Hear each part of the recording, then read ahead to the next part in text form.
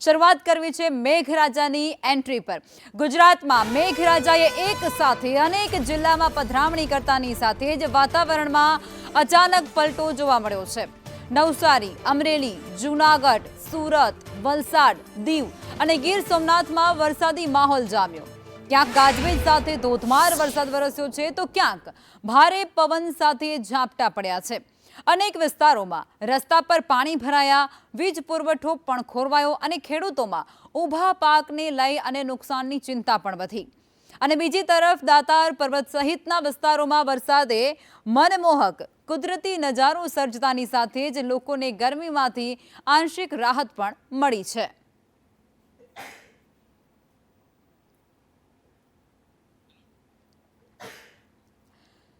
તો મેઘરાજાની પધરામણી થઈ છે, જેમાં અમરેલી, જૂનાગઢ, સુરત, વલસાડ, દીવ, ગીર સોમનાથ અને નવસારી સહિતના ઘણા જેવા વિસ્તારો છે જ્યાં મેઘરાજા એ વરસ્યા છે। ક્યાંક ધોધમાર વરસાદ વરસ્યો છે તો ક્યાંક ધીમી ધારે પણ ભારે પવન સાથે વરસાદ નોંધાયો છે। ગુજરાતમાં આગામી દિવસોમાં હવામાનમાં મોટો પલટો જોવા મળી શકે છે। રાજ્ય પર એક સાથે 3 હવામાન સિસ્ટમ સક્રિય થઈ છે અને આગામી 6 દિવસ સુધી વરસાદી માહોલ રહેવાની પણ આગાહી છે।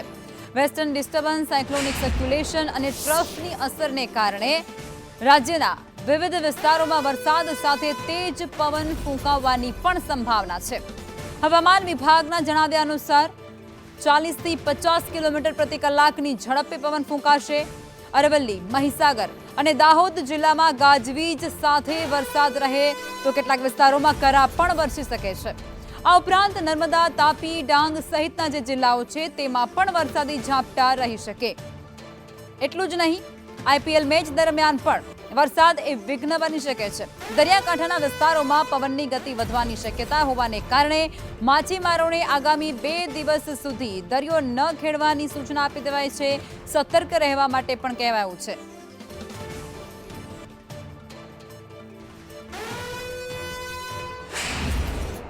जो वर्तमान में मौसम प्रणालियाँ हैं उसमें वेस्टर्न डिस्टर्बेंस है और जिसकी वजह से कल स्कैटर्ड बारिश दर्ज की गई है, light to moderate Gujarat region में, और सौराष्ट्र में लाइट रेन दर्ज की गई है। तो आज वो western disturbance north west Uttar Pradesh और नेबरहुड पे है एज ए साइसर 3.1 एंड 7.6 किलोमीटर के बीच में, और साथ में एक ट्रफ एक्सटेंड किया गया है उसके साथ 5.8 किलोमीटर में, जिसकी जो पोजीशन है 70 डिग्री ईस्ट और 20 डिग्री नॉर्थ के आसपास ट्रफ है। एक और साइक्लोनिक सर्कुलेशन बना हुआ है सेंट्रल पाकिस्तान और नेबरहुड पे 1.5 किलोमीटर अबव मीन सी लेवल पे, और वहाँ से एक ट्रफ गया है नॉर्थ अरेबियन सी तक 1.5 पे। તો હવામાન વિભાગ તરફથી આગામી 5 થી 6 દિવસ માટે આગાહી વ્યક્ત કરવામાં આવી છે અને જેમાં ખાસ કરી અને રાજ્ય પર 3 જેટલી સિસ્ટમ એક સાથે સક્રિય થઈ ગઈ છે અને જેને લઈ અનેક વિસ્તારોમાં ભારે પવન સાથે વરસાદ વરસી શકે છે। તો ઘણા એવા વિસ્તારો છે જ્યાં કરા પણ વરસી શકે છે। 40 થી 50 કિલોમીટર પ્રતિ કલાકની ઝડપે પવન પણ ફૂંકાઈ શકે છે। સાયક્લોનિક સર્ક્યુલેશન, ટ્રફ અને વેસ્ટર્ન ડિસ્ટર્બન્સ આ 3 સિસ્ટમો અત્યારે રાજ્ય પર સક્રિય છે।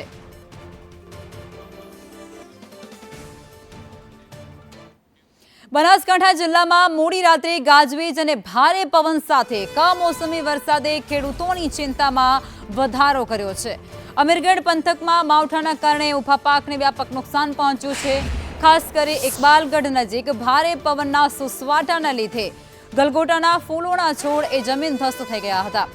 અચાનક આવેલા આ કુદરતી પલટાને કારણે ફૂલોની ખેતી કરતા ખેડૂતો એ આર્થિક નુકસાન તેમને પહોંચે તેવી વ્યથા અત્યારે વર્ણવી રહ્યા છે। हाँ साहेब, आ काले वावाझोडું આવ્યું રાતે, એનાથી અમારે ગલ ફૂલોમાં મોટોમાં નુકસાન આવ્યું છે। 1000 થી 1200 ડોકા વાયેલા હતા તે સબ ભાગી ગયા આપણા બધા વાવાઝોડામાં। એટલે સરકાર અમને પાણી ઓછું હતું તે આવું થોડું થોડું ટપક ટપક કરીને સાહેબ કર્યું હતું, એમાં સલવા ભાગી ગયું પૂરું। પાણી ઓછું છે એટલે આવું શાકભાજીનું કરીને ગુજારણ અમારું ચલાવતા હતા, પણ એમાં આ ગલ ગોટા હતા એ બધા ભાગી ગયા આપણા રાતે વાવાઝોડેથી। કેટલું નુકસાન હશે? નુકસાન 40-50 હજારનું ખરું સાહેબ।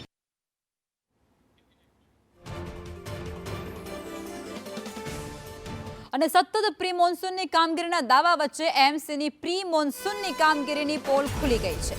સામાન્ય વરસાદમાં જ તંત્રના દાવાઓ એ ધોવાઈ ગયા. અમદાવાદના ઘાટલોડિયામાં એક ભૂવો પડ્યો છે. જનતાનગર ક્રોસિંગ પાસે આ ભૂવો પડ્યો છે. પ્રી મોન્સૂન કામગીરી સામે અનેક સવાલો આ ભૂવો ઊભા કરી રહ્યો છે.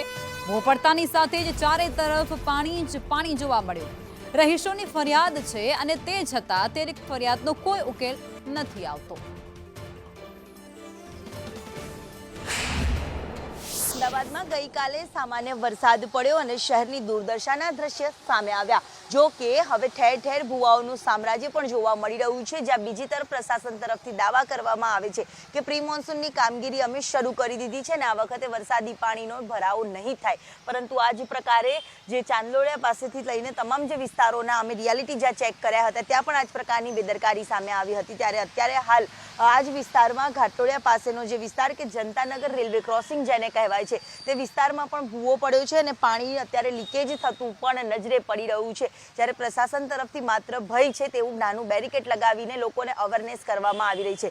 સ્થાનિકોએ અહીંયા ફરિયાદ પણ કરી હતી. શું જવાબ મળ્યો એમની સાથે જ વાત કરીએ. સ્થાનિકો તરફથી જે ફરિયાદ કરવામાં આવી હતી શું જવાબ મળ્યો છે? જવાબ એવો મળ્યો છે કે આમાં સવારે પાણી આવે પણ એ 2-3 ઘણા લોકો એમ કહે છે કે અંદર પાણીમાં એમ કે પીવાના પાણીની લાઈન પીવાનું પાણી તો આવે છે પણ અંદર થોડું ડોળું આવે છે અને દુર્ગંધ થોડી મારે છે. કેટલા ટાઈમથી આ ખાડો પડ્યો છે ને આવું પાણી ભરાય એટલે કેટલું હેરાન થવું પડે છે? ખાડો ગઈકાલના સમયગાળાની અંદરમાં પડ્યો હતો અને કમ્પ્લેન અમે આપેલી હતી. પણ આમાં એ વ્યક્તિ જે ચેક કરવાવાળા આવ્યા હતા એ વ્યક્તિએ એવું જણાવ્યું કે આમાં પાણીની લાઈન તો લીકેજ હોય કે ના હોય, લીકેજ હશે કે નહીં હોય, પણ અત્યારે એમ કે ગટરની લાઈન પીવા ગટરનું પાણીની દુર્ગંધ આવી રહી. કામગીરી ઢીલી થાય, કામગીરી લોકો ના કરે ત્યારે લોકો પ્રજા કેટલી મુશ્કેલીમાં મૂકે. એક તરફથી લોકોને બીમારીના કારણથી એને સામ્રાજ્ય ભોગવવું પડી રહ્યું છે. બીજી તરફથી અહીંયા લોકોને ટ્રાફિકના કારણથી લોકોને અવર જવરમાં મુશ્કેલીઓનો સામનો કરી રહ્યો છે. બીજી તરફથી જ્યાં લોકો પીવાના પાણી માટે મુશ્કેલીઓનો સામનો કરી રહ્યા છે અહીંયા પાણી હોવા છતાં બી પાણીનો વધારે પડતો વેડફાટ થઈ રહ્યો છે. અહીંયા જે એક તરફ પીવાનું જ્યાં પાણી નથી મળતું ત્યાં પાણીની લાઈનો છે તે લીકેજ થતી પણ નજરે પડે છે, તો બીજી તરફ આ જ પ્રકારે ભૂવો પડ્યો અને હજી કામગીરી નથી કરતી તેને લઈને પ્રજા પણ પરેશાન થતી નજરે પડી રહી છે. કેમેરામેન મનીષ વાણિયા સાથે દિવ્યા ચૌહાણ, સંદેશ ન્યૂઝ, અમદાવાદ. અને હવે વાત કરીએ આઈપીએલમાં ફાઇનલના જંગ વિશે. આજે અમદાવાદના નરેન્દ્ર મોદી સ્ટેડિયમમાં આઈપીએલ 2026ની ફાઇનલમાં ગુજરાત ટાઇટન્સ અને રોયલ ચેલેન્જર્સ બેંગલુરુ વચ્ચે ટક્કર થશે અને સાંજે 7:30 કલાકથી શરૂ થનારી આ મેચ પર વરસાદનું પણ સંકટ તોળાઈ રહ્યું છે. હવામાન વિભાગ તરફથી અમદાવાદમાં હળવાથી મધ્યમ વરસાદની આગાહી કરાઈ છે. ગાજવીજ સાથે અને 50થી 60 કિલોમીટર પ્રતિ કલાકની ઝડપે પવન ફૂંકાઈ શકે તેવી પણ આગાહી છે. દેશ વિદેશથી હજારો ક્રિકેટ ચાહકોએ અમદાવાદ ખાતે આવી પહોંચ્યા છે અને ત્યારે વરસાદ એ આઈપીએલ ફાઇનલમાં વિઘ્ન ઊભું કરે છે કે નહીં તેના પર સૌ કોઈની નજર રહેલી છે. તો અમદાવાદમાં આજે ફાઇનલનો મહાસંગ્રામ જામવાનો છે, મહામુકાબલો થવાનો છે, જેમાં જીટી અને આરસીબી વચ્ચે આ મહાજંગ જેને લઈ અને સુરક્ષાને લઈ ચુસ્ત પોલીસ વ્યવસ્થા પણ સ્ટેડિયમની બહાર, સ્ટેડિયમની અંદર ગોઠવી દેવામાં આવી છે. ચારેકોર નજર રાખવામાં આવી રહી છે.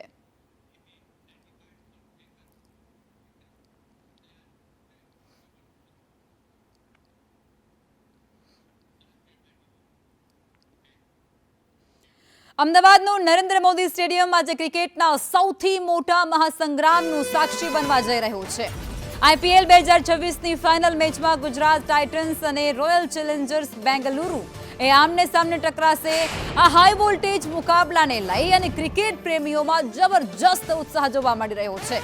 દેશના વિવિધ રાજ્યોમાંથી હજારો ક્રિકેટ રસિકો એ અમદાવાદ ખાતે આવી પહોંચ્યા છે, જ્યારે અનેક સેલિબ્રિટીઓ પણ આ ફાઇનલ મેચનો રોમાંચ માણવા માટે શહેરમાં આવી પહોંચ્યા છે.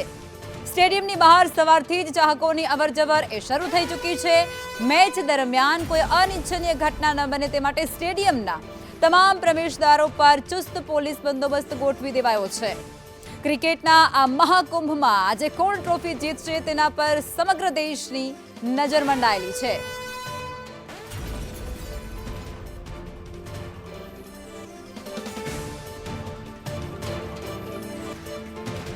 નરેન્દ્ર મોદી સ્ટેડિયમ બહારની આ તસવીરો ત્યારે સામે આવી રહી છે. ચાહકોમાં ભારે ઉત્સાહ જોવા મળી રહ્યો છે. અસંખ્ય લોકો આજે પહોંચી ચૂક્યા છે. આરસીબીના ફેન્સ છે, જીટીના ફેન્સ છે અને આજે આ મહામુકાબલાને લઈ અને સૌ કોઈ તૈયાર છે. સૌ કોઈની નજર મંડરાયેલી છે કે આ ટ્રોફી એ કોના હાથમાં જવાની છે.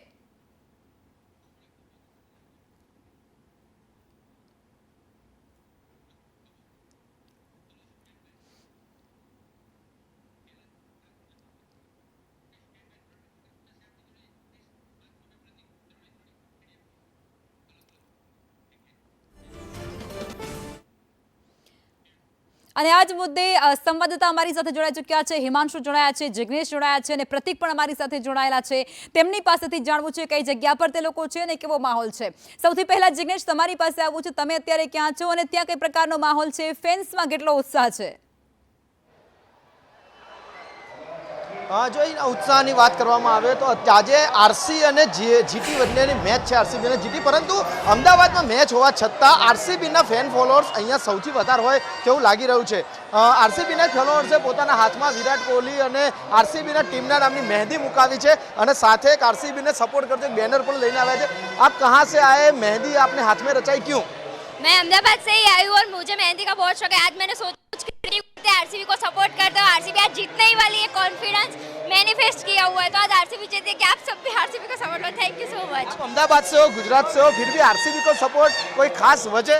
और सारी टीम के लिए ये, पर विराट कोहली भी तो सर है, वो भी है, रजत सर है, कल रजत सर का बर्थडे है. सबके लिए, पूरी टीम के लिए पहले से ही 18 साल से ही फैंस है आरसीबी के. આજે આરસીબી બીજી ટ્રોફી જીતે તેના માટે અત્યારે જે સ્ટેડિયમની બહારના જે રસ્તાઓ છે ત્યાં મોટા ભાગના જે ફેન્સ છે તે આરસીબીને સપોર્ટ કરવા આવ્યા છે. નાના બાળકોથી માંડી અને વલી. બેટા आप यहाँ मैच देखने आए हो, कौन जीतेगा आज? आरसीबी.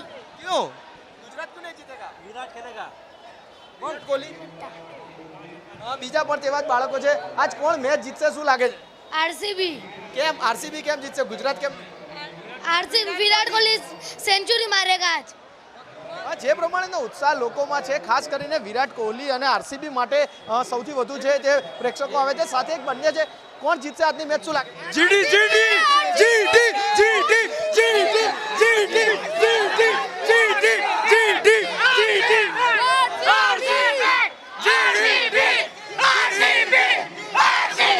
આવો જ માહોલ અમદાવાદની અંદર એટલે કે જે સ્ટેડિયમના તમામ રસ્તાઓ છે ત્યાં સુધી જોવા મળશે. અને અત્યારે જે પ્રેક્ષકોમાં આરસી અને જીટીની ટક્કર છે તેની ટક્કર થોડા સમય પછી અમદાવાદની અંદર જે નરેન્દ્ર મોદી સ્ટેડિયમમાં મેચ છે તે મેચમાં પણ જોવા મળી શકે છે. જી બિલકુલ જિગ્નેશ, આપ જોડાયા રહેજો. અને હવે પ્રતિક, તમારી પાસે આવું છે. તમે અત્યારે ક્યાં છો અને લોકો જે અત્યારે ફેન્સ આ બંને ટીમના પહોંચ્યા છે તેમને કયા ખેલાડી પાસેથી શું અપેક્ષા છે? લખમાં હાલ હું અમદાવાદના નરેન્દ્ર મોદી સ્ટેડિયમના ગેટ નંબર 3 અને 4 પાસે છું કે જ્યાં આગળ વીવીઆઈપી મુવમેન્ટ રહેતી છે. બંને ટીમો પણ આ જ ગેટથી એન્ટ્રી કરશે અને સાથે જ વીવીઆઈપી મહેમાન જે આવવાના છે તે મહેમાનો પણ આ જ ગેટથી એન્ટ્રી કરતા હોય છે, જ્યાં આગળ લોખંડી બંદોબસ્ત રાખવામાં આવે છે. આજની મેચની લખમાં જો વાત કરવામાં આવે તો આજની મેચ ખૂબ જ હાઈ વોલ્ટેજ રહેવાની છે, કારણ કે નરેન્દ્ર મોદી સ્ટેડિયમમાં જ્યારે મેચ યોજાતી હોય છે અને નરેન્દ્ર મોદી સ્ટેડિયમ આ આઈપીએલની બીજી ફાઇનલ મેચ યોજવા માટે તૈયાર છે. સતત બીજા વર્ષે આ મેચ યોજાય છે. જોઈ શકાય છે કે આવા પોસ્ટર મોટા બનાવવામાં આવે છે, કારણ કે બંને ટીમો છે તે તેના જે ફોલોઅર્સ છે ખૂબ મોટી સંખ્યામાં છે. અને આ ગુજરાત ટાઇટન્સની ટીમ હોમ ગ્રાઉન્ડ રહ્યું છે અને આરસીબીની ટીમ તે ગત વર્ષે આ જ સ્ટેડિયમમાં ફાઇનલ જીતી હતી. એટલે સૌ કોઈને આશા છે કે આ બંને ટીમો છે તે સારું પ્રદર્શન કરે અને આજની મેચ ખૂબ જ હાઈ વોલ્ટેજ રહે. આજની મેચની જો વાત કરવામાં આવે લખમાં તો નરેન્દ્ર મોદી સ્ટેડિયમમાં પીચ નંબર 6 ઉપર આ મેચ યોજવાની છે. નરેન્દ્ર મોદી સ્ટેડિયમ અત્યાર સુધી હાઈ વોલ્ટેજ સ્કોર અને હાઈ વોલ્ટેજ મેચ માટે જાણીતું છે, કારણ કે આજની આ જે ગ્રાઉન્ડ છે તેની પીચ હંમેશા બેટ્સમેનોને મદદ કરતી હોય છે, જેથી કરીને મેચ છે તે હાઈ સ્કોરિંગ થતી હોય છે. પ્રથમ જે બેટિંગ કરતું હોય છે ટીમ તે 180 પ્લસ સ્કોર કરતું હોય છે અને બીજી ટીમ માટે તેને ચેઝ કરવો ખૂબ જ સરળ રહેતો હોય છે. આ સાથે જ બંને ટીમોની જો વાત કરવામાં હેડ ટુ હેડ કમ્પેરિઝનની તો અત્યાર સુધીમાં બંને ટીમો વચ્ચે કુલ 9 મેચો રમાઈ છે. 9 મેચોમાં આરસીબીનું પલડું થોડું ભારે રહ્યું છે, કારણ કે 9 માંથી 5 મેચ આરસીબી જીત્યું છે, જ્યારે 4 મેચ ગુજરાત જીત્યું છે. આ સાથે જ આ સ્ટેડિયમની વાત કરવામાં આવે તો નરેન્દ્ર મોદી સ્ટેડિયમમાં આરસીબી અને ગુજરાત વચ્ચે અત્યાર સુધીમાં 2 મેચ રમાઈ છે. આ બંનેમાંથી એક મેચ બંને ટીમો જીતી છે. ખાસ આજનો મુકાબલો એટલા માટે મહત્વનો છે કારણ કે આરસીબી છે તે ડિફેન્ડિંગ ચેમ્પિયન છે. ગત વર્ષનું ચેમ્પિયન બન્યું હતું આરસીબી, એટલે તેમને કપ ડિફેન્ડ કરવાનો છે. જાતે જ્યારે ગુજરાત ટાઇટન્સની ટીમ જે છે તેના માટેનો આ હોમ ગ્રાઉન્ડ છે ને હોમ ગ્રાઉન્ડ ઉપર ફરી એકવાર ટ્રોફી જીતવાનો તેમના માટે ચાન્સ રહેલો છે અને આ જ ક્રમથી બંને ટીમો માટે આ મેચ ખૂબ જ મહત્વની માનવામાં આવે છે. આ સાથે બંને ટીમોના જે કેપ્ટન છે તે બંને ટીમના કેપ્ટનની શૈલી પણ ખૂબ જ અલગ રહી છે કારણ કે આરસીબીની ટીમ ખૂબ જ એગ્રેસિવ વાળી છે, ફાસ્ટ રમવાવાળી ટીમ છે, જ્યારે જીટીની ટીમ જે છે તે જીટીની ટીમ હંમેશા ધૈર્ય સાથે શાંત સ્વભાવ સાથે રમતી જોવા મળી છે, જેથી કરીને બંને ટીમો છે તે અલગ અલગ પ્રદર્શન માટે જાણીતી અને આ જ ક્રમથી બંને ટીમો છે તે ફાઇનલમાં પહોંચી છે. લગભગ 7 વાગ્યાના આસપાસ અમદાવાદના નરેન્દ્ર મોદી સ્ટેડિયમમાં આ મુકાબલો યોજાશે અને સૌ કોઈ ફેન્સ છે તે આ મુકાબલાની મજા માણશે. પરંતુ સૌથી મહત્વનું એ છે કે આ ગ્રાઉન્ડ શા માટે પસંદ કરવામાં આવ્યું, કારણ કે લાસ્ટ ટાઈમ જ્યારે આરસીબી અને ગુજરાત વચ્ચે મેચ યોજાઈ હતી ત્યારે હાઈ સ્કોરિંગ પબ્લિક આવી હતી. લગભગ 98,000 જેટલી પબ્લિક આ ગ્રાઉન્ડમાં મેચ જોવા માટે આવી હતી અને આ જ ક્રમથી ફાઇનલ પણ આ જ ગ્રાઉન્ડમાં રમાય છે અને આશા છે કે આ વખતે 1 લાખ જેટલા પ્રેક્ષકો, 1 લાખ જેટલા ક્રિકેટ રસિકો આ મેચ જોવા માટે આવે. બિલકુલ પ્રતિક, આપ જોડાયેલા રહેજો અને હવે હિમાંશુ પાસે જવું છે. હિમાંશુ, જ્યારે અસંખ્ય લોકો, અસંખ્ય ફેન્સ ત્યાં આવતા હોય છે ત્યારે સુરક્ષાને લઈને પણ ખાસ વ્યવસ્થા કરવામાં આવતી હોય છે. કઈ પ્રકારનો સ્ટાફ ત્યાં તૈનાત કરવામાં આવ્યો છે?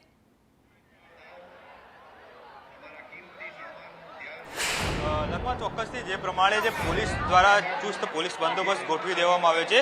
અત્યારે હું જે ગેટ નંબર 1 છે તે જગ્યા પર ઊભો છું અને અહીંયા જે પોલીસ કર્મચારીઓનો જે કાફલો છે તે ખડકી દેવામાં આવે છે અને સાથે સાથે કોઈ પણ અનિચ્છનીય બનાવ ન બને તે માટે જે છે તે સુરક્ષાના ભાગરૂપે અલગ અલગ જગ્યાએ અને જે તકેદારીના ભાગરૂપે જે પોલીસ કર્મચારીઓ છે તેમને ડિપ્લોય કરી દેવામાં આવે છે. પીઆઈ, એસીપી, ડીસીપી કક્ષાના જે પોલીસ કર્મચારીઓ છે તે તમામ બંદોબસ્તમાં જોડાયા છે અને સાથે સાથે તમે જે દ્રશ્યોમાં જોઈ શકો છો કે કેટલા જે પ્રેક્ષકો અને કેટલા ક્રિકેટ રસિકો છે તેઓ અહીં આવી પહોંચ્યા છે અને પોતપોતાની જે ટીમો છે ટીમોને સપોર્ટ કરવા આવી પહોંચ્યા છે. આપણી સાથે જે દર્શકો છે તે પણ છે. તમારું નામ શું અને ક્યાંથી આવ્યા છો તમે? સોનલ શાહ, અમદાવાદથી, થલતેજ એરિયામાંથી. તમે કઈ ટીમને સપોર્ટ કરો છો અને કયું શું લાગે છે કઈ ટીમ જીતશે? જીટી જીતશે, જીટી. શુભમન ગિલ. તમારું નામ શું અને તમે કઈ ટીમને સપોર્ટ કરો છો? મારું નામ હીર છે, હું પણ અમદાવાદની જ છું, જીટીને સપોર્ટ કરું છું. આજની મેચ છે કેવી રહેશે? રોમાંચ ભરેલી રહેશે? કેવું એકદમ રસાકસી વાળી મેચ થશે, છેલ્લે જીટી જ કપ લઈ જશે.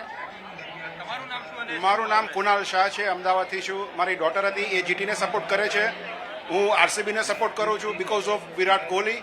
અને મને લાગે છે કે આજે આરસીબી જીતવું જોઈએ અને આજની મેચ સુપર ડુપર રહેવાની છે એટલે અમે એને એન્જોય કરવા માટે અહીંયા ફેમિલી સાથે આવેલા છે.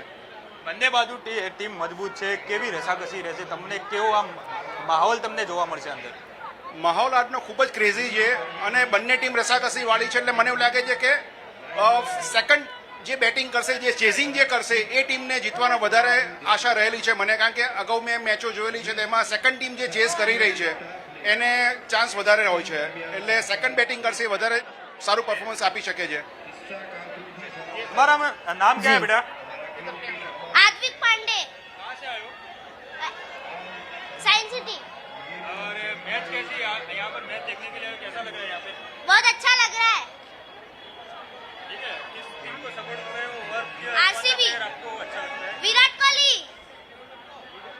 જે પ્રમાણે લખમાં તમે જોયું એ પ્રમાણે જે આ સ્ટેડિયમની બહાર જે ઘણા બધા જે પ્રેક્ષકો છે અને ખાસ કરીને જે લાલ ટી શર્ટો છે તે જોવા મળી રહી છે અને ગુજરાત હોવા છતાં ગુજરાતમાં પણ આરસીબીની જે ફેન ફોલોઈંગ છે તે વધારે જે જોવા મળી રહી છે અને લોકો આરસીબી જીતશે તેવું મોટા પ્રમાણમાં જે લોકો છે તે કહી રહ્યા છે. લખમાં બિલકુલ આભાર. આપ ત્રણે અમારી સાથે જોડાયા અને અલગ અલગ જગ્યાઓથી આખો જ સિનારીઓ સ્પષ્ટ કર્યો તે બદલ આભાર. રાજ્યસભા ચૂંટણી પહેલા એક મહત્વપૂર્ણ બેઠક, જેમાં પીએમ આવાસ પર મહત્વપૂર્ણ બેઠક અને ખાસ ચર્ચા, જેમાં ભાજપ સીઈસીની આ બેઠક છે. ભાજપની કેન્દ્રીય ચૂંટણી સમિતિની બેઠક મળશે, જેમાં રાજ્યસભા ઉમેદવારો પર ખાસ ચર્ચા આ બેઠકની અંદર કરાશે. 24 બેઠકો માટે ચૂંટણીનું જે યોજાવા જઈ રહી છે જેને લઈ અને ખાસ આ સમિતિ દ્વારા ચર્ચા થશે, વિચારણા થશે. ગુજરાતની પણ, જેમાં 4 બેઠકો સામેલ છે. અને આ જ મુદ્દે સંવાદદાતા હિતેન અમારી સાથે જોડાઈ ચૂક્યા છે. હિતેન, આ બેઠકને લઈને આપણી પાસે શું છે અપડેટ અને આ જે 4 બેઠકો ગુજરાતની છે તેને લઈને શું અપડેટ? બિલકુલ જુઓ, પ્રાઇમ મિનિસ્ટર આવાસ પર આ બેઠકની જે છે તે શરૂઆત થઈ ચૂકી છે. ગૃહમંત્રી અમિત શાહ, જેપી નડ્ડા, નીતિન નવીન, ભારતીય જનતા પાર્ટીના રાષ્ટ્રીય અધ્યક્ષ સમેત ભારતીય જનતા પાર્ટીના કેન્દ્રીય ચૂંટણી સમિતિના તમામ સભ્યો જે છે તે આ બેઠકની અંદર ઉપસ્થિત છે. 24 બેઠકો પૂરા દેશમાંથી રાજ્યસભાની ખાલી પડી છે, જ્યાં 10 જૂને ચૂંટણી યોજાવાની છે, જેની તેને લઈને આ મંથન જે છે તે ચાલી રહ્યું છે. 24માંથી વાત કરીએ તો ભારતીય જનતા પાર્ટી 11 બેઠકો ઉપર ચૂંટણી લડીને જીત હાસિલ કરી શકે છે. તે 11 નામોની સાથે સાથે અલાયન્સની જે અન્ય 6 બેઠક એટલે કે કુલ મળાવીને 17 ઉમેદવારો પર ચર્ચા જે છે તે હાલ પ્રાઇમ મિનિસ્ટર નરેન્દ્ર મોદીના આવાસ ઉપર ચાલી રહી છે, જેમાંથી 4 ઉમેદવાર જે છે તે ગુજરાતના છે. અત્યાર સુધી જે ગુજરાતની 4 બેઠકો હતી તેમાંથી એક બેઠક પર કોંગ્રેસના નેતા હતા રાજ્યસભા સાંસદ તરીકે, પણ હવે જે સમીકરણો વિધાનસભામાં બદલાયા છે તેને ધ્યાનમાં રાખે તો ભારતીય જનતા પાર્ટી પાસે 4 રાજ્યસભાની બેઠક જાય તેવી પરિસ્થિતિ છે. આની જ સાથે સાથે વાત કરીએ તો આ બેઠક પૂર્ણ થયા પછી ભારતીય જનતા પાર્ટી કોર ગ્રુપની એક બેઠક પણ જે છે તે પીએમ આવાસ પર મળશે અને જે રાષ્ટ્રીય અધ્યક્ષ નીતિન નવીન છે તેમની નવી ટીમનું તેમની માળખું જે છે તે પણ ક્યાંક ને ક્યાંક આજે નક્કી કરી દેવામાં આવશે અને આગામી 2 થી 3 દિવસમાં રાજ્યસભાના તમામ ઉમેદવારોની જાહેરાતની સાથે સાથે ભારતીય જનતા પાર્ટીના નવા રાષ્ટ્રીય અધ્યક્ષ નીતિન નવીનની નવી ટીમની જાહેરાત પણ જે છે તે થઈ શકે છે. બિલકુલ, આભાર હિતેન. મહેસાણા જિલ્લામાં સંદેશ ન્યૂઝના અહેવાલની ધારદાર અસર જોવા મળી છે. બહુચરાજી વિસ્તારમાં આઝાદીના દાયકાઓ બાદ પણ સરકારી શાળા ન હોવા અંગેનો અહેવાલ એ પ્રસારિત કરાયા બાદ આખરે તંત્ર એ દોડતું થયું છે, જાગ્યું છે. આ અહેવાલના પગલે શિક્ષણ વિભાગ દ્વારા જિલ્લામાં 5 નવી હાઈસ્કૂલોને મંજૂરી આપી દેવામાં આવી છે અને પરિણામે બહુચરાજીમાં છેક 79 વર્ષ બાદ નવી સરકારી સ્કૂલનું નિર્માણ કરાશે.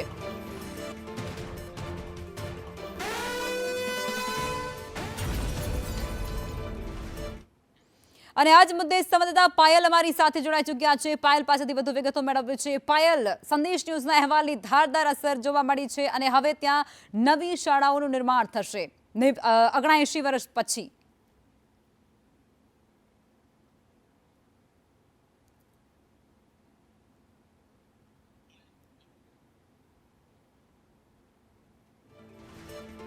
ટેકનિકલ ઇશ્યુ છે, જોડવાનો ફરી પ્રયાસ કરીશું પાયલને અને પાયલ પાસેથી વધુ વિગતો પણ મેળવવી છે. પણ તે પહેલા તમે જુઓ, સંદેશ ન્યૂઝ દ્વારા એક અહેવાલ પ્રસારિત કરવામાં આવે છે અને ત્યારબાદ આખું જ તંત્ર ત્યાંનું દોડતું થઈ જાય છે અને જિલ્લામાં 5 નવી હાઈસ્કૂલોને મંજૂરી આપી દેવામાં આવે છે.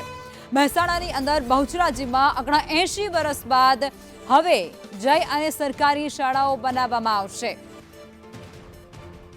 ભૂલકાઓનું ભવિષ્ય છે એ ત્યાં સુધરશે કારણ કે 5 સ્કૂલોને મંજૂરી આપી દેવાઈ છે. પાયલ ફરીવાર અમારી સાથે જોડાઈ ચૂક્યા છે. જી પાયલ.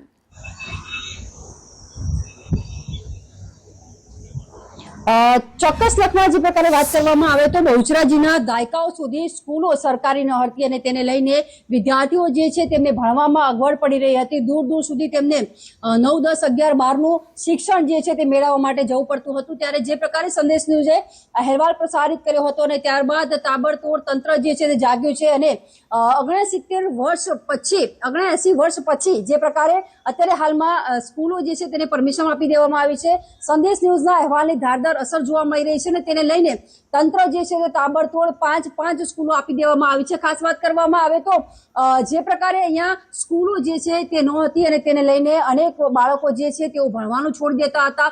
વિદ્યાર્થીનીઓ જે છે તેઓ દૂર શિક્ષણ માટે ન જઈ શકતી હતી અને તેને લઈને તેઓ પોતાનું ભણતર જે છે તે છોડી દેતા હતા. પરંતુ જ્યારે આ 5 સ્કૂલો અત્યારે જે આપવામાં આવી છે બહુચરાજી પંથકમાં, ત્યારે અત્યારે હાલમાં બહુચરાજીના લોકો જે છે તેમનામાં એક ખુશીની લહેર જે છે તે જોવા મળી રહી છે. અને ખાસ વાત કરવામાં આવે તો જે દાયકાઓ કહી શકાય કે આઝાદીના દાયકાઓ સુધી અહીંયા સ્કૂલ ન હતી અને સંદેશ ન્યૂઝના અહેવાલની આ ધારદાર અસર જોવા મળી રહી છે. જ્યારે આ 5 સ્કૂલો જે છે તેની મંજૂરી આપી દેવામાં આવી છે અને હવે આ 5 સ્કૂલો જે છે તેનું ખાતમુહૂર્ત કરવામાં આવશે અને આ સ્કૂલો જે છે તે ચાલુ કરવામાં આવશે. બિલકુલ, આભાર પાયલ, આપ જોડાયા તે બદલ. રાજકોટમાં ₹74 કરોડના ખર્ચે તૈયાર થયેલો સાંઢિયા પુલ એ હજુ સુધી ખુલ્લો ન મુકાતા વાહન ચાલકોમાં ભારે રોષ ભભૂકી ઉઠ્યો છે. બ્રિજ શરૂ ન થવાથી રોજ હજારો લોકોને ડાયવર્ઝન અને રેલવે ફાટક પર કલાકો સુધી ટ્રાફિક જામની સમસ્યા સામે ઝઝૂમવું પડે છે. તાજેતરમાં મેયરે આ બ્રિજનું સ્થળ નિરીક્ષણ કર્યું હતું અને કામમાં જોવા મળેલી જે ક્ષતિઓ છે તેને બદલ અધિકારીઓની આકરી ઝાટકણી પણ કાઢી હતી. હવે આ મામલે કોન્ટ્રાક્ટર એજન્સી પાસે ખુલાસો પણ માંગવામાં આવ્યો છે. મેયરે ખાતરી એવી આપી છે કે ખાલી રહેલી જે ક્ષતિઓ છે તેને સુધારવામાં આવશે અને ટૂંક જ સમયમાં આ બ્રિજ લોકો માટે ખુલ્લો મુકાશે. તકલીફની તો વાત જ ન પૂછો. જ્યારે ફાટક બંધ થાય છે ત્યારે ઓછામાં ઓછું અડધી પોણી કલાક વેઇટ કરવું પડે છે. બીજું અહીંયા કોઈ વ્યવસ્થા નથી એટલે ડબલ ટ્રાફિક થઈ જાય છે. જો આપણે ટાઈમે નીકળ્યા હોય તો એ ટાઈમે પહોંચી નથી શકતા એટલે ઘરેથી અડધી કલાક વહેલું નીકળવું પડે. અરે હેરાનગતિ તો બહુ થાય છે પણ હવે શું કરવું, હવે આ ભોગવવું તો પડે જ. એક તો આ સરકાર પેટ્રોલ ડીઝલ બંધ કરે છે અને બહુ તકલીફ થાય એમ કે ટ્રાફિક હોય. આ ભોમેશ્વરનું ટ્રાફિક બહુ હોય. 15-20 દિવસથી પુલ ચાલુ થઈ ગયો છે. ટ્રાફિક ફૂલ થઈ જાય છે, એ લોકો કાંઈ જોતા નથી. પેટ્રોલ બગડે, ટાઈમ બગડે, બધું થઈ જાય. પહેલા એમ કહેતા હતા કે તમે बस मेयर साहब आपसे हमने पुल चालू करते तो ये चालू करता नहीं. काम तो कंप्लीट हो गया है लेकिन पता नहीं ये लोग क्यों नहीं चालू करे. बहुत सारा परेशानी. जब फाटक बंद होती है तो जिस टाइम एक तो धूपा इतना नहीं ज्यादा है कि मैं रह नहीं सकता हूँ. सब पब्लिक हैरान गति बहुत ज्यादा हो चुके. लेकिन जब ब्रिज कंप्लीट हो चुका है तो सरकार को इसको जल्दी से जल्दी मतलब चालू कर दे कि लोगों पर जाके સુવિધા હો જાય. અમુક ટેકનિકલ અને નાની નાની ક્ષતિઓ ઘણી રહી ગઈ છે એ તાત્કાલિક અસરથી દૂર કરવાની સૂચના આપી છે અને ખૂબ જ ઝડપથી દૂર થાય એ માટેની તાકીદ પણ કરેલી છે. જેમને આની ડિઝાઇનની જવાબદારી સોંપેલી હતી એ પીએમસીને નોટિસ પણ આપી છે કે આવી નાની ક્ષતિઓ કેમ રહી જાય છે જ્યારે આપ સૌનો રિપોર્ટ આવે છે કે લોકાર્પણ માટે બ્રિજ રેડી છે ત્યારે. એટલે બધી ક્ષતિઓ દૂર થશે અને તાત્કાલિક આનું લોકાર્પણ થશે. અરે ખૂબ જ ઝડપથી કરશું. આ ક્ષતિઓ પૂર્ણ થાય એટલે અમે ગઈકાલે કીધું ને આજે ફરીથી કહું છું, દેશી ભાષામાં આપણે કહીએ કે આંગળીના વેઢે ગણી શકાય એટલા દિવસોમાં પુલનું લોકાર્પણ કરી દેવામાં આવશે. અને આ જ મુદ્દે સંવાદદાતા દિવ્યેશ અમારી સાથે જોડાયા છે. દિવ્યેશ, રાજકોટની સૌથી મોટી જે સમસ્યાઓ છે તેમાંની એક છે સાંઢિયા પુલની સમસ્યા. કારણ કે એ બ્રિજ તૈયાર થઈ ચૂક્યો છે કરોડોના ખર્ચે, પણ એનું લોકાર્પણ કરવામાં નથી આવતું, માણસો માટે નથી ખુલ્લું મૂકવામાં આવતું. શું કારણ હોઈ શકે?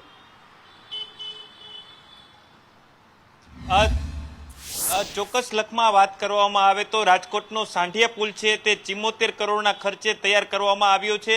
18 મહિનામાં આ બ્રિજને પૂર્ણ કરી દેવાનો હતો, પરંતુ મુદ્દત પે મુદ્દત તારીખ પે તારીખ પડતી ગઈ. હજુ સુધી આ બ્રિજ તૈયાર થઈ ચૂક્યો છે પરંતુ લોકો માટે હજુ સુધી ખુલ્લો મૂકવામાં નથી આવ્યો. આશરે 27 મહિના જેટલો સમય છે તે વેડફાઈ ગયો છે. સૌપ્રથમ એવી વાત કરવામાં આવી હતી કે રાજકોટને નવા મેયર મળ્યા બાદ આ બ્રિજ છે તે લોકો માટે ખુલ્લો મૂકવામાં આવશે. અંદાજે આ જે રૂટ છે ત્યાંથી 50,000 જેટલા વાહન ચાલકો છે તે દરરોજ માટે પસાર થાય છે. ત્યારે વાહન ચાલકોને ભારે હાલાકીનો સામનો છે તે કરવો પડતો હોય છે, કેમ કે જે ડાયવર્ઝન રૂટ આપ્યું છે ત્યાં ફાટક આવેલી છે અને ફાટક બંધ હોવાને લીધે વાહન ચાલકોનો 35 થી 40 મિનિટ જેટલો સમય છે તે વેડફાય છે. ત્યારે વાહન ચાલકોએ પોતાની વ્યથા જણાવી હતી કે આ બ્રિજ તૈયાર થઈ ચૂક્યો છે તો આને ક્યારે ખુલ્લો મૂકવામાં આવશે. ત્યારે ગઈકાલે મેયર દ્વારા આ પુલનું નિરીક્ષણ કરવામાં આવ્યું હતું. તેમાં ઘણી બધી મેયર છે તેના દ્વારા સતીઓ કાઢવામાં આવી હતી અને સતીઓ ક્લિયર થયા બાદ આ બ્રિજ છે તે લોકો માટે ખુલ્લો મૂકવામાં આવશે. ત્યારબાદ જે વાહન ચાલકો છે તેનો ઈંધણ અને સમય છે તે બંને બચશે અને ટ્રાફિક સમસ્યામાંથી પણ મુક્તિ મળશે. લખમાં આભાર દિવ્યેશ જોડાયા તે બદલ.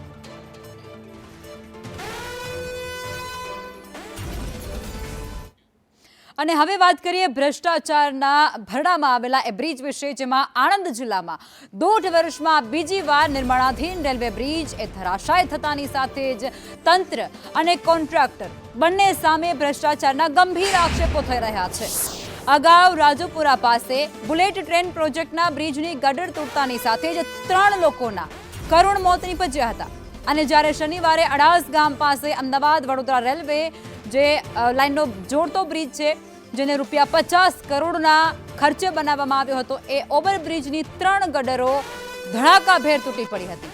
જોકે અહીં સદનસીબે શ્રમિકો કામ પૂરું કરી અને રવાના થયા હોવાને કારણે જાનહાનિ ટળી હતી. આ ઘટનાની ગંભીરતાને પગલે રવિવારે વડોદરા ડિવિઝનના ડીઆરએમ રાજુ ભડકે સહિતના ઉચ્ચ અધિકારીઓએ ઘટના સ્થળની મુલાકાત લીધી હતી. ये जो प्रिस्ट्रेस कंक्रीट के गडर्स है पियर पे रखे हुए थे, उनमें से जो हमारे वेस्ट रादर ईस्ट साइड के जो गडर्स है एक स्पैन के, सेकंड स्पैन फ्रॉम ट्रैक, वो 3 गडर एक साथ गिरे, एक के बाद एक गिरे। तो वो बड़ी ही हमारे लिए बड़ी सीरियस इंसिडेंस है।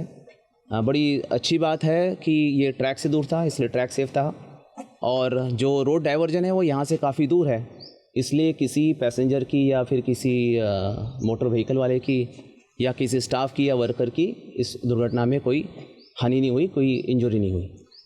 पर ये बहुत ही सीरियस इंसिडेंस है। इस इंसिडेंस को रेल मंत्रालय ने और मुख्यालय ने, डिवीज़न ने बहुत सीरियसली लिया है और बिल्कुल डिटेल इंक्वायरी होगी। जैसे मैंने आपसे पहले भी कहा था, इन डेप्थ जाके बिल्कुल रूट कॉज एनालिसिस के साथ इंक्वायरी होगी। हर चीज़ पता लगाई जाएगी कि क्या करना चाहिए था, क्या हुआ है, कहाँ क्या गलती हुई है, किसकी गलती हुई है, सारा पता लगा के इसकी रिस्पॉन्सिबिलिटी फिक्स की जाएगी, ये क्यों हुआ है, और एप्रोप्रिएट एक्शन बिल्कुल लिया जाएगा और आप सबको अवगत कराया जाएगा। અને અહીં અવર જવર કરતા પબ્લિક એ સદનસીબે તે વખતે હાજર નતા, જેથી જાનહાનિ નથી થઈ, નહીં તો એટલી ભયંકર દુર્ઘટના અહીં બનત કે ગામ આખું આજે શોકમય હોત, પરંતુ ભગવાનની કૃપા કે કોઈ જાનહાનિ નથી બની। પણ આ એજન્સીની બેદરકારી અત્યારે દેખાઈ રહી છે કે 3 મોટી માસ ગટર એ અહીં તૂટી પડી છે, અને જેના કારણે આજે અમારું અડાસ ગામ એ ખૂબ આક્રોશમાં છે। સર, આમાં ભ્રષ્ટાચાર ફૂલ થઈ રહ્યો છે, અને આની પહેલામાં પહેલી તો બ્રિજની લેન્થ ગામ સાઈડ વધારે છે, અને અમને 1.5 વર્ષથી સર્વિસ રોડ આપ્યો નથી। રેલવે અધિકારી, રેલવે એન્જિનિયર, ગ્રામ પંચાયત બધાએ અમે લેખિતમાં અરજી મામલતદાર, પ્રાંત અધિકારી બધાને આપેલી છે, તે છતાં 1.5 વર્ષથી અમને સર્વિસ રોડ આપેલો નથી, અને અમારે 3 થી જવાનું અને 3 આવવાનું, 6 કિલોમીટર રોંગ સાઈડ આવવા જવાનું થાય છે। ગામની પહેલામાં તો સ્કૂલના છોકરા હોસ્પિટલ જવા આવવાનું, અમને સર્વિસ રોડમાં પણ રિપેરિંગ કામ નથી કરી આલેલું, જે ગોવિંદનગરથી જાય છે। રેલવેનું નારામાં રેલવેનું પાણી ભરાઈ જાય તો બધું અમારું કામ અટવાઈ જાય, અમારે સુદણથી ફરીને મારે નોકરી જવું પડે છે। અમદાવાદ વડોદરા રેલવે લાઇન ઉપર અડાસ ગામથી નેશનલ હાઈવેને જોડતા બ્રિજનું નિર્માણ કાર્ય ચાલુ હતું, ત્યારે ગત સાંજના સુમારે આ બ્રિજની 3 ગડરો તૂટીને નીચે પડી હતી। આપ જે દ્રશ્ય જોઈ રહ્યા છો, આ ગડરો તૂટ્યા બાદ આજે વહેલી સવારથી જે રેલવેના અધિકારીઓ છે તે ઘટના સ્થળે પહોંચ્યા છે અને સ્થળ ઉપર તપાસ કરવામાં આવી રહી છે।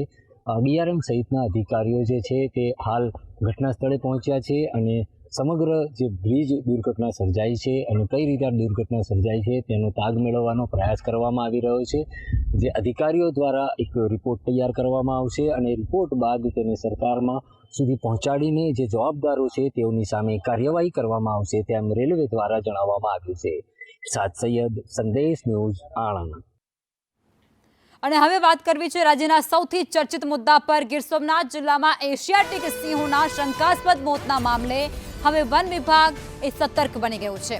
સિંહોના સતત મોતને લઈ અને ચિંતા વચ્ચે રાજ્યના વન મંત્રી અર્જુન મોઢવાડિયા એ જામવાડા સ્થિત વન વિભાગના રેસ્ક્યુ સેન્ટર પહોંચ્યા અને સમગ્ર પરિસ્થિતિની સમીક્ષા કરી। અધિકારીઓ પાસેથી વિગતવાર માહિતી પણ મેળવી હતી। મુલાકાત દરમિયાન જૂનાગઢ સર્કલના સીએફ રામ રતન નાલા, ગીર પૂર્વ અને પશ્ચિમના ડીસીએફ તેમજ એસીએફ સહિતના જે ઉચ્ચ અધિકારીઓ છે તેમની સાથે પણ તેઓએ વાતચીત કરી હતી અને આ મુલાકાતમાં તે અધિકારીઓ પણ હાજર હતા। વનમંત્રીએ જણાવ્યું છે કે છેલ્લા કેટલાક દિવસોમાં કુલ 8 સિંહોના મોત નોંધાયા છે, પરંતુ છેલ્લા 3 દિવસથી કોઈ નવા સિંહના મોતનો કોઈ જ કેસ સામે નથી આવ્યો, જે રાહતની બાબત કહી શકાય। વન વિભાગ દ્વારા સિંહોના મોત પાછળના કારણોની તપાસ એ તેજ કરવામાં આવી છે। આ સાથે જ રેસ્ક્યુ અને મેડિકલ ટીમોને પણ એલર્ટ રાખવામાં આવી છે। જામવાડા ખાતે અધિકારીઓને સાથે મળીને અહીંયા જે થોડા સિંહ બાળના મૃત્યુ થયા હતા એ બાબતે માહિતી મેળવી અને આ રેસ્ક્યુ સેન્ટરની અંદર જે થોડા બીમાર કબ અને લાયન છે એમનું ઓબ્ઝર્વેશન પણ કર્યું। અત્યારે કુલ બંને જગ્યાએ મળીને 17 જેટલા જે લાયન છે એ ઓબ્ઝર્વેશન હેઠળ છે। છેલ્લા 3 દિવસની અંદર કોઈ પણ અઘટિત બનાવ બન્યો નથી। લગભગ 500ની આસપાસ લાયન છે, એના ડિવોર્મિંગની પ્રક્રિયા પણ પૂરી કરી દેવામાં આવી છે। આંકડો મેં કહ્યું એમ 3 દિવસમાં કોઈ વધ્યો નથી. અગાઉ જે 8 મૃત્યુ થયા હતા બીમારીને કારણે, એ 8 સિવાયના હજી કોઈ બીજા વધારાના મૃત્યુ હજી.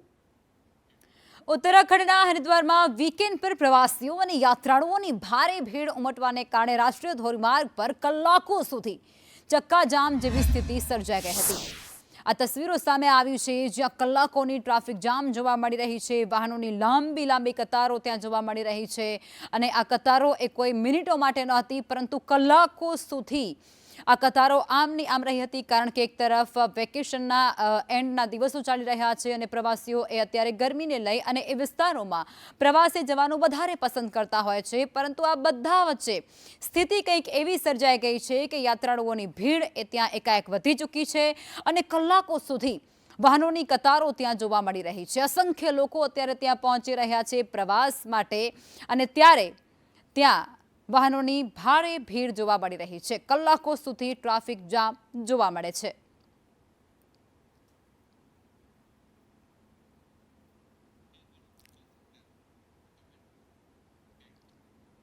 મુંબઈના અંધેરી ઈસ્ટ વિસ્તારમાં આવેલા ગોડાઉનમાં ભીષણ આગ લાગી હતી. ઘટના સ્થળે ફાયર બ્રિગેડની ટીમો પહોંચી હતી અને આગ પર કાબુ મેળવવા માટે તેમના દ્વારા ભારે જહેમત ઉઠાવવામાં આવી હતી.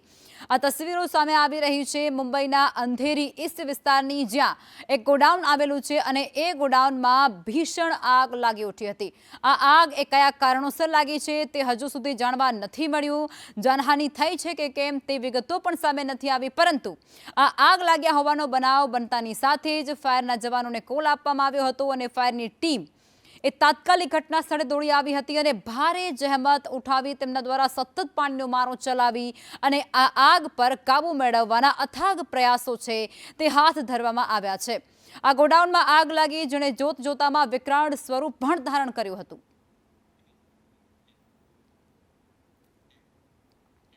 બનાસકાંઠા જિલ્લાના મુખ્ય મથક પાલનપુરમાં ચોમાસા પૂર્વે તંત્રની કામગીરી સામે અનેક સવાલો ઊભા થયા છે. શહેરમાં ભૂગર્ભ ગટર સહિતના વિવિધ પ્રોજેક્ટ માટે ખોદવામાં આવેલા રસ્તાઓ આજે પણ સમારકામની રાહ જોઈ રહ્યા છે. ગણેશપુરા, ગોબરી રોડ સાથે જ ઘણિયાણા ચોકડી અને ભાગ્યોદય સોસાયટી સહિતના જે વિસ્તારો છે એ તમામ રસ્તાઓમાં ખોદાયેલી હાલતમાં છે અને સ્થાનિકોમાં આ હાલતને રસ્તાઓની જોઈ અને ભારે રોષ ભભૂક્યો છે. ટૂંક સમયમાં ચોમાસાની શરૂઆત થવાની છે, વરસાદ વરસવાનો છે અને ત્યારે વરસાદી પાણી ભરાવા અને મોટા ગાબડા પડવાની પણ શક્યતાઓ વધી ગઈ છે. અને આવી સ્થિતિમાં અકસ્માત અને જાનહાનિનો ભય પણ વ્યક્તિઓને સતાવી રહ્યો છે.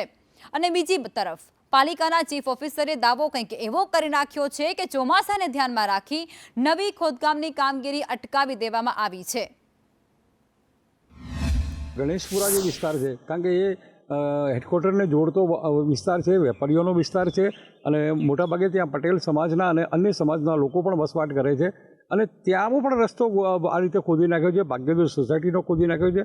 એટલે આવા અનેક રસ્તાઓ ખોદી નાખ્યા છે અને એને બનાવ્યા નથી. એટલે અત્યારે જે પરિસ્થિતિ નિર્માણ થઈ છે એ ખૂબ જ ભયંકર થઈ છે. પાલનપુરની અંદર તમે અત્યારે જ્યાં પણ જાઓ ત્યાં જોવા જઈએ તો ભૂગર્ભ ગટરનું કામ ચાલી રહ્યું છે છેલ્લા કેટલાય વર્ષથી, અને જીયુડીસી દ્વારા આડેધડ જે ખોદકામ કરીને રસ્તાઓ તોડી અને ખોદકામ કરીને ખૂબ જ ગંભીર હાલત કરી દીધી છે.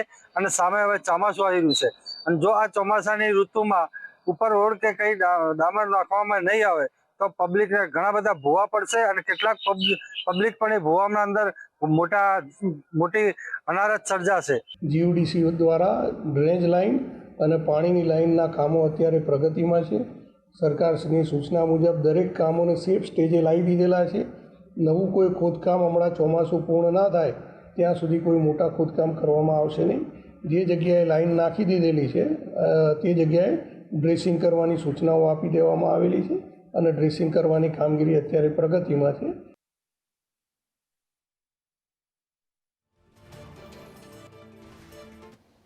અમદાવાદના ઝડપથી વિકસી રહેલા રિયલ એસ્ટેટ સેક્ટરમાં વધુ એક મેગા અને લક્ઝરી પ્રોજેક્ટની એન્ટ્રી થઈ છે. લક્ષ્મી ગોલ્ડોરના હાઉસ લિમિટેડ દ્વારા હંસપુર વિસ્તારમાં ધ યુનિવર્સિટી બાય લક્ષ્મી નામનો અત્યાધુનિક પ્રોજેક્ટ લોન્ચ કરાયો છે. કંપનીનો દાવો કંઈક એવો છે કે આ પ્રોજેક્ટ માત્ર રહેઠાણ યોજના નથી, પરંતુ લક્ઝરી લિવિંગ, વેલનેસ, આધ્યાત્મિકતા અને કમ્યુનિટી લિવિંગનું અનોખું સંયોજન સાબિત થશે. છેલ્લા 15 વર્ષથી રિયલ એસ્ટેટ ક્ષેત્રે કાર્યરત કંપનીએ લક્ષ્મી સ્કાય સિટી, લક્ષ્મી નિવાસ, લક્ષ્મી આશિયાના, લક્ષ્મી એટર્નિયા, લક્ષ્મી કોર્ટયાર્ડ અને લક્ષ્મી 101 જેવા અનેક સફળ પ્રોજેક્ટ તૈયાર કર્યા છે.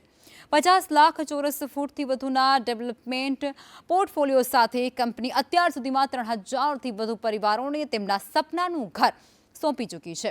ધ યુનિવર્સ બાય લક્ષ્મીમાં આધુનિક સુવિધાઓની સાથે જૈન સમાજ માટે દેરાસર, ઉપાશ્રય અને પાઠશાળા જેવી વિશેષ સુવિધાઓ પણ ઉપલબ્ધ રહેશે. આ ઉપરાંત club house, landscape garden, sports અને રિક્રિએશન ઝોન જેવી વર્લ્ડ ક્લાસ સુવિધાઓનો પણ સમાવેશ કરાયો છે.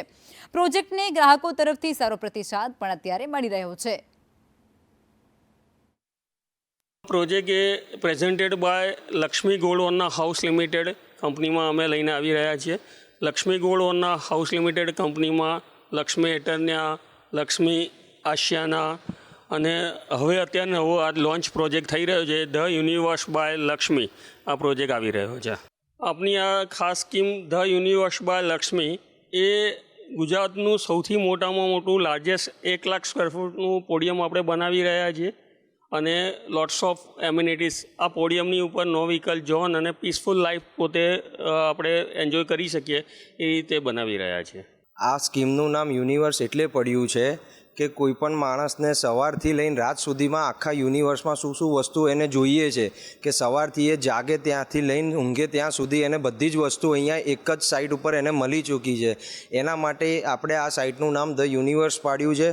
પ્લસ પાર્કિંગની વાત કરીએ તો એમને 2 એલોટેડ પાર્કિંગ આવવાનું છે જે કોઈ આપતું નથી અને આપણે પ્રોવિઝન કરેલું છે હાઇડ્રોલિકનું એના માટે કરીને. અમારી સ્કીમમાં અમારા પ્રોજેક્ટમાં નવી એવી વસ્તુ છે કે હવે શિવ મંદિર અને જૈન દેરાસર બંને જ આપણે આપણા પ્રોજેક્ટમાં પોડિયમ ઉપર આપણે એમને આપેલું છે. પ્લસ જે એમ્યુનિટીઝ છે એ 50+ એમ્યુનિટીઝ આપણે એક રિસોર્ટ લાઈફસ્ટાઈલ અહીંયા ક્રિએટ કરવાનો ટ્રાય કર્યો છે. અને સેકન્ડલી કે જે ઘર છે ઘરમાં બી અમે અત્યારે જે પ્રમાણના સ્પેસિફિકેશન્સ અને જે પ્રમાણની એમ્યુનિટીઝ આપ્યા છે એ એક એક્સક્લુઝિવ લેવલની છે જે ઈસ્ટ અમદાવાદ અને અમદાવાદ માટે આખું સેપરેટ છે અને એક નવી ટાઈપનું છે. અહીંયા મને ઘર એટલા માટે ગમ્યું છે કારણ કે અહીંયા 1000 સ્ક્વેર ફીટનું પોડિયમ છે, પ્લસ જૈન શિખરબંધી દેરાસર છે અને એક વુમન તરીકે મને જો ઘર એટલા માટે અહીંયા ગમ્યું છે કે મને બધી જ ફેસિલિટી અહીંયા મળી જાય છે. બધી સ્કીમ મતલબ બહુ મોટી સ્કીમ છે અને અંદર બધી ફેસિલિટી બહુ છે. પાર્કિંગથી માંડીને બરાબર છે, સ્વિમિંગ પુલ છે, જીમ છે, ગાર્ડન બહુ મોટો છે, બહુ મોટો ગાર્ડન છે.